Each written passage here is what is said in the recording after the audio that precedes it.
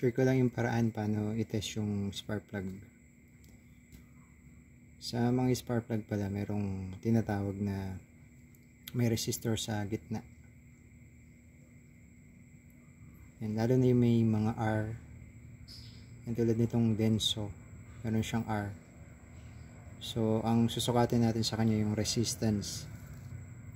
Yan. So, ito yung bago. NGK, may R din siya. So, may resistor din yun sa gitna. So, ang susukatin natin yung resistance. Para makita natin kung goods pa to. Yung iba kasing spark plug, walang resistor. So, ang tinitingnan lang kung may continuity yung gitna.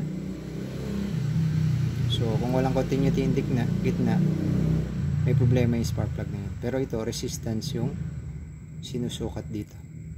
So, kung meron kayong multimeter na digital, set nyo lang dun sa 20 kilo ohms. Yan, sa 20 kilo ohms.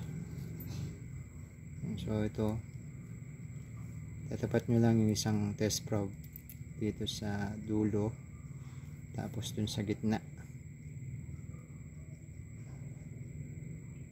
Yan, ito yung luma, 3.37. So, medyo mahina na siya, no? Dapat kasi nasa 4 pataas. Ayan, tingnan natin yung bago. So, ito yung bago na NGK.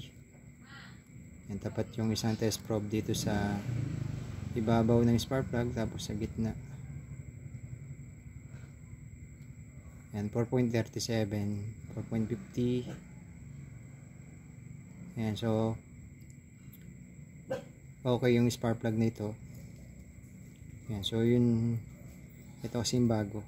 So ganun yung pag-test ng mga spark plug para makita ninyo kung goods pa. Susukatin natin yung resistance. Ayan, yung mga may R. Ayan, may mga R. Yun yung mga sinusukat yung resistance na spark plug.